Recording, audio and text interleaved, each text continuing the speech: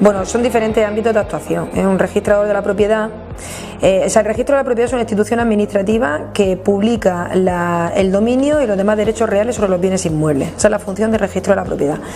En España, el registro de la propiedad, la inscripción en el registro de la propiedad es voluntaria y rogada. O sea, un registrador de oficio no puede inscribir porque sepa que se haya producido una transmisión de un inmueble, sino que solamente puede hacerlo a solicitud de las partes. Y las partes son libres de inscribir o no. Hay determinados casos excepcionales donde sí que hay una inscripción constitutiva que es necesario inscribir para que el derecho nazca perfectamente formado, pero por regla general es voluntario. De tal manera que aquí en España pues se puede transmitir el dominio y se puede acreditar la propiedad sin necesidad de inscribir en el registro de la propiedad. Lo que ocurre es que la inscripción en el registro de la propiedad sí que dota a la transmisión o a la titularidad del dominio o un derecho real pues de unos efectos especiales. La ley hipotecaria establece que todo lo que aparezca publicado en el registro de la propiedad, el dominio y demás derechos reales, se presumen que existen y que pertenecen a la persona en favor de la cual aparecen inscritos en la forma determinada en el registro de la propiedad. Entonces, como le da esa presunción de veracidad frente a terceros, es necesario que el registrador de la propiedad controle que la legalidad formal de los documentos que llegan al registro.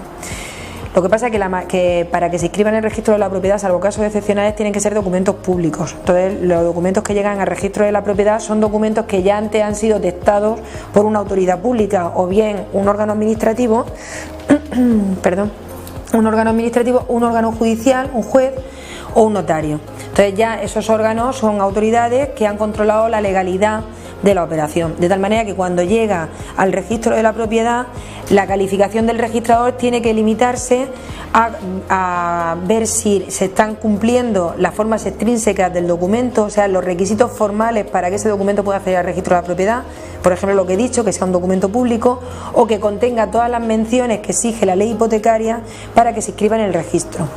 Por otra parte, tiene que comprobar la legitimación de las personas que lo firman, o sea, que las personas que aparecen como otorgantes en el documento sean los que, según el registro de la propiedad, tienen capacidad para otorgar el documento de que se trate. Por ejemplo, en una venta, si pretende acceder al registro de la propiedad, es necesario que la persona que aparece como vendedor es la que aparezca como propietario en el registro de la propiedad, que se cumpla el principio de tracto sucesivo.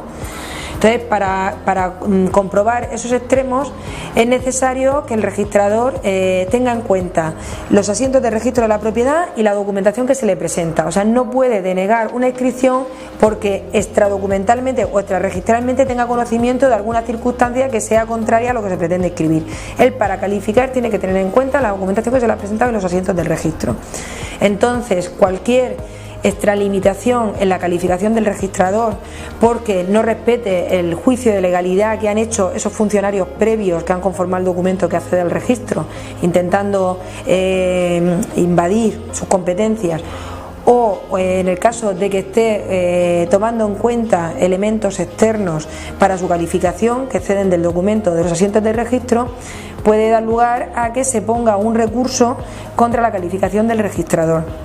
Ese recurso se puede poner directamente ante la Dirección General de los Registros del Notariado o ante los tribunales de justicia.